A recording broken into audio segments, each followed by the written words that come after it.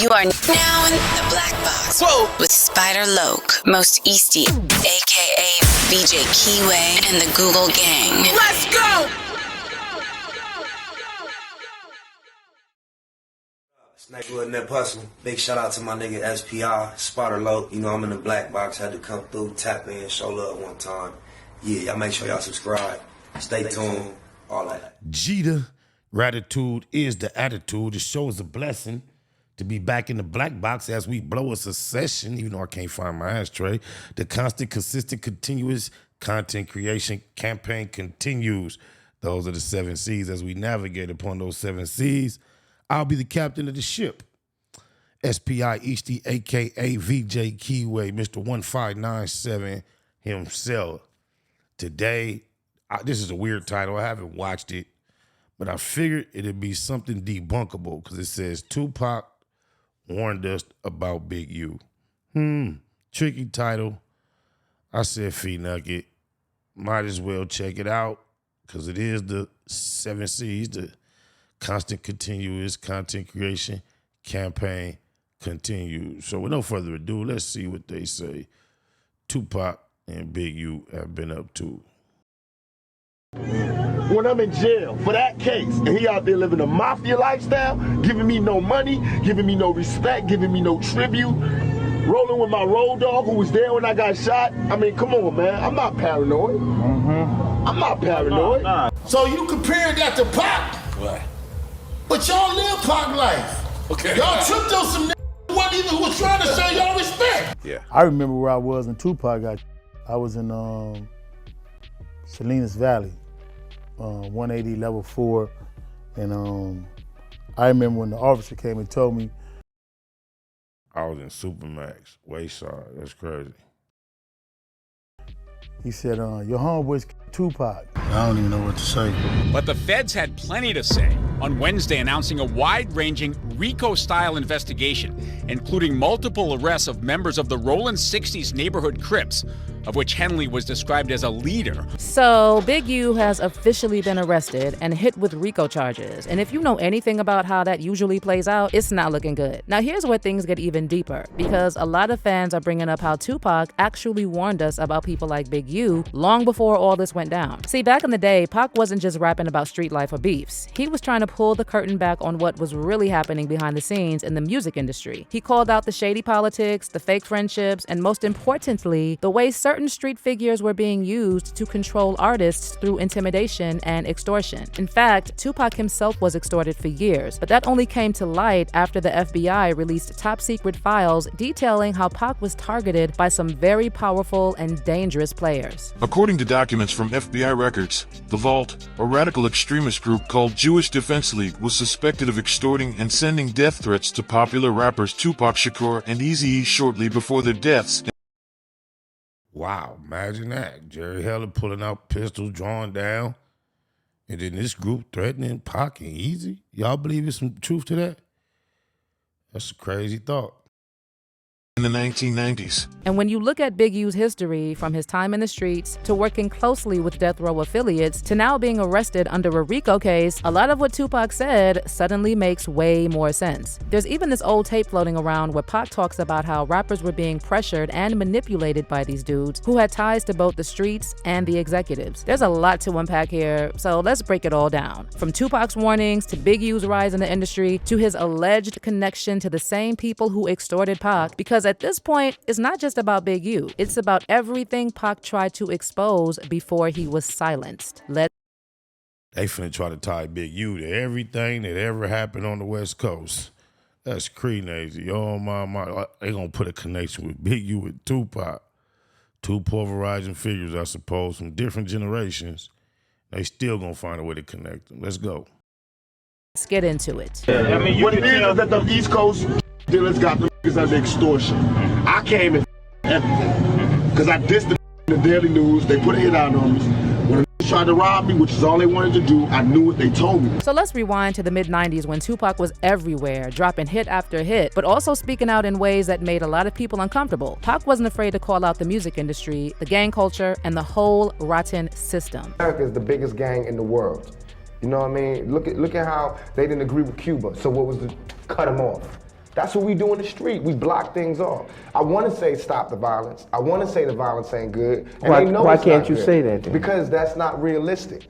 I know it's not good. If anybody speak up against violence, it'll be the brother that got shot 5 times. Tupac also talked about how artists were being extorted by people behind the scenes. And while he didn't drop specific names, the way he describes it sounds like he's talking about dudes like Big U. Pac said there were street guys being brought in to apply the pressure, shake down rappers, and keep them in line. Some were doing it for money, others were just trying to stay connected to the fame machine. And remember, Tupac was around death row. He saw all this up close and personal. He knew who was pulling the strings and who was being used to keep people scared and under control. And even though Pac was protected in some ways, he was not dumb. He knew that once you start speaking too loud or stepping out of line, the industry and the streets tied to it would come for you. I'm not worried about it.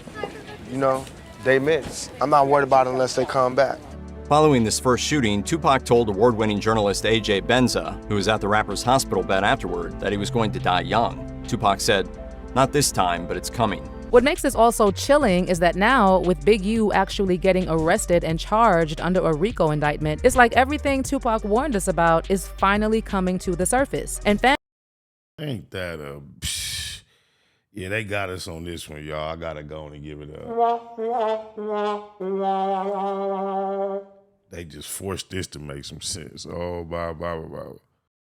Fans who've been paying attention are starting to realize maybe Tupac wasn't just paranoid. Maybe he really was trying to save lives. Now, as for Big U, in their indictment, the feds compared his Big U enterprise to a mafia-like organization that relied on his stature and long-standing association with the Rolling 60s and other street gangs to intimidate businesses and individuals in LA. And this mafia-like organization has been operating for decades, going back to when Tupac was still alive. Big U is a known OG from the Rolling 60s Crips, one of the most powerful sets in Los Angeles. In the 90s, that gang influence overlapped heavily with the rap scene, especially on the West Coast. And while Death Row Records was more tied to the Bloods, specifically the Mob Piru set, which Suge Knight was associated with, there was still crossover and mutual dealings with Crip affiliates like Big U, especially when it came to muscle, protection, or persuasion. Big U was known to have deep ties in the LA streets, and guys like him were often used to keep artists in check, intimidate rivals, or handle street-level business that labels didn't want their names on. But that's not all. There have been long-standing rumors that Big U was connected to behind-the-scenes moves involving extortion, artist control, and disputes tied to the death row era. He's been named in several documentaries and interviews as someone whose presence was felt during that time, even if he wasn't officially on payroll. In fact, Big U claimed in his interview on Vlad TV a few years back that there wouldn't have been death row if he hadn't gone to prison. Basically, he believed his absence from the streets created a power vacuum that allowed other people like Suge Knight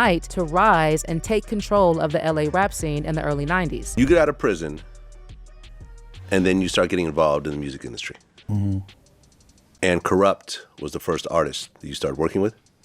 Corrupt, I was messing with in 1990. Yeah, so that was the first artist? First artist, Corrupt was the Okay. first artist. Was he affiliated with Death Row yet or no? No, it wasn't no death row. Okay. It probably would never even been a death row if I'd have been home. Okay.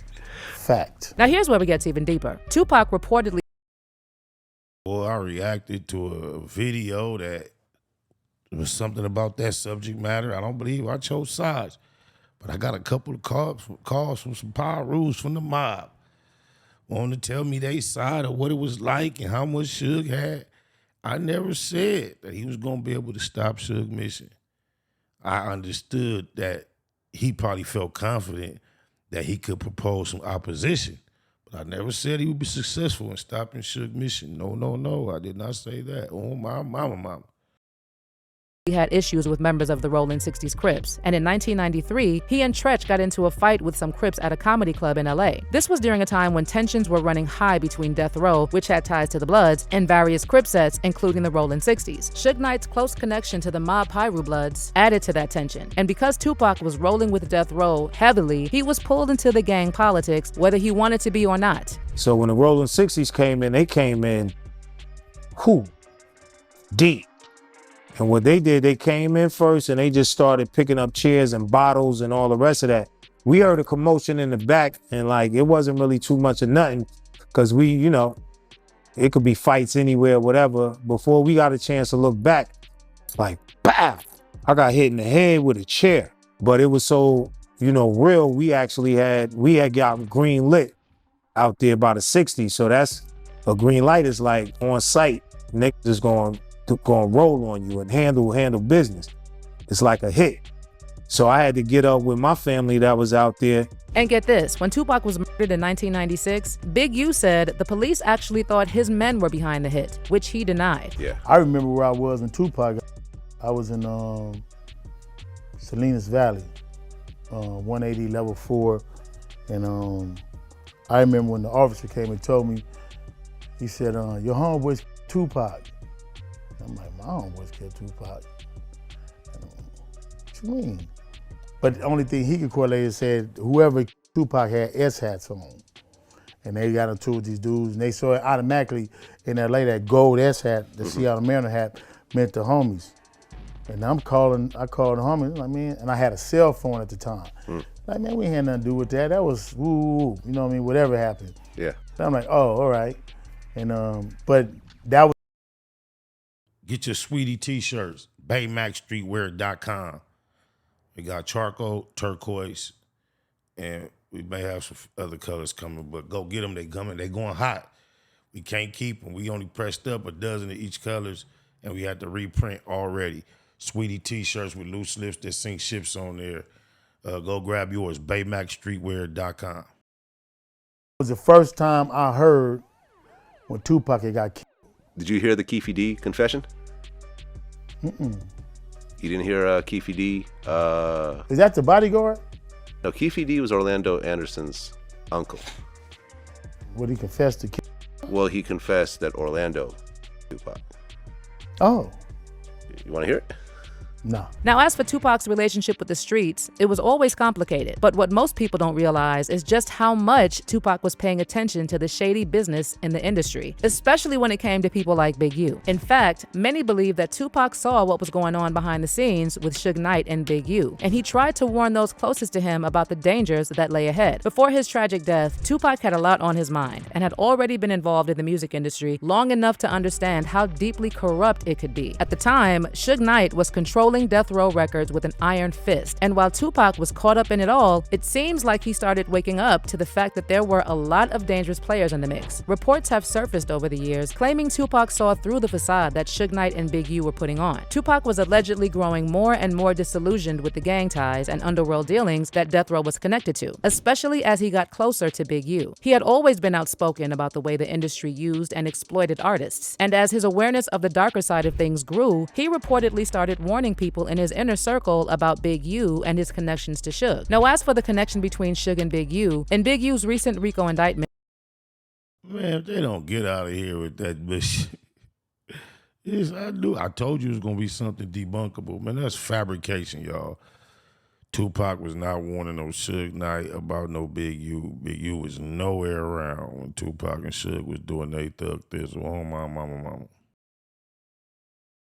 Suge's name was brought up, with reports claiming that Suge had been funding Big U's operation since his release from prison in 2004. Investigators even claimed that Big U modeled part of his operation on the business practices Suge used at Death Row. And this is a connection Tupac allegedly saw firsthand, and it made him want to pull back from the street politics and criminal activities surrounding him. In fact, Tupac had even hinted at his desire to leave the music business and focus on acting. In one of his final interviews, Tupac expressed a wish to leave the chaos of the music world behind and concentrate on his film career, where he felt he could have a more meaningful impact. So I got, but after 2, I got to go get some new material.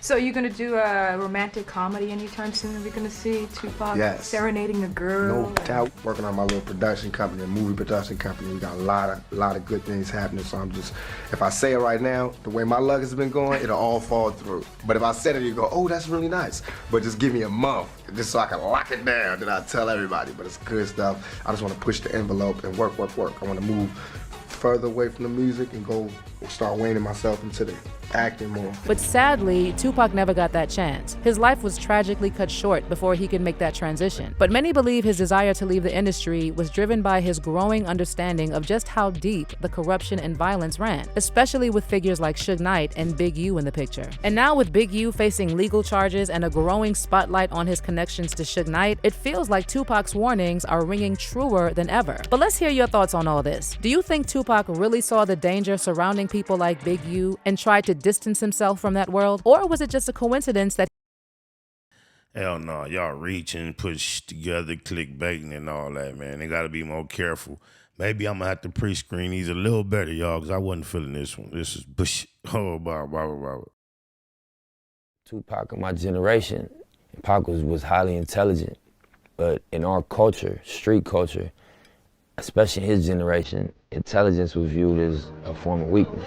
How do you get the people that's really affected by, what we trying to solve involved?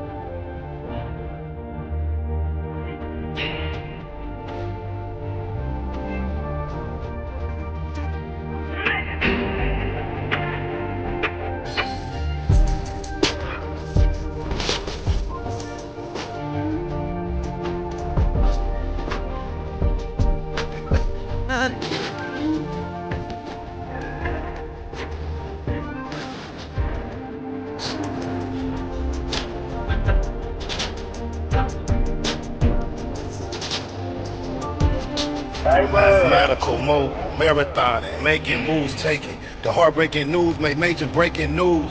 Nephews, nieces, siblings, seeds, stay confused. Waking up, shaking, aching, praying that it's April Fools. Chosen child from the now stakes is huge. Snakes and fake straddling the gate, it's too late to choose. These violent visions gave victims, paid your dues. Motivated, demonstrated, elevated views.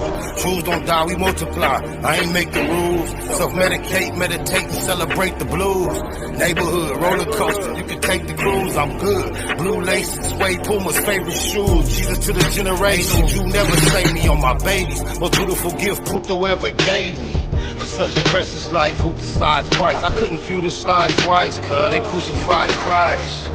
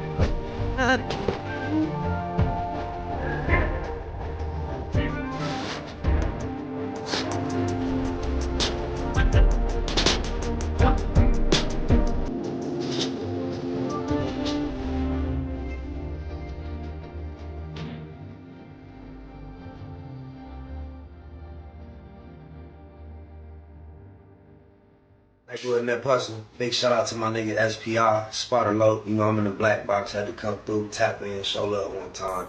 Yeah, y'all make sure y'all subscribe, stay tuned, all that. It's the homie cook-up boss, goddammit, Cub Low. And y'all tuning in to the Wake and Bake Show with goddammit the homeboy Spider Low. Here with SPI, the realest nigga in LA. Spider this bitch! My nigga Spider Low. Spider Low, nigga. Spider Low. Spider Low. Spider Low. Spider Low. Spider Low. Spider Low, that's my nigga. Spider Low. Spider Low. Shout out to SPI, that motherfucking nigga. Spider Low, Wake and Bake.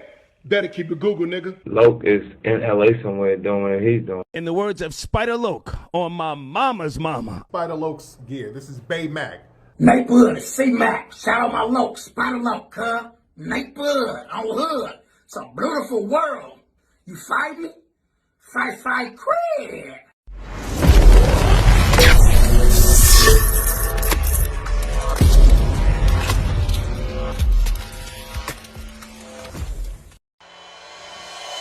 Point blank, through no subliminal dissing.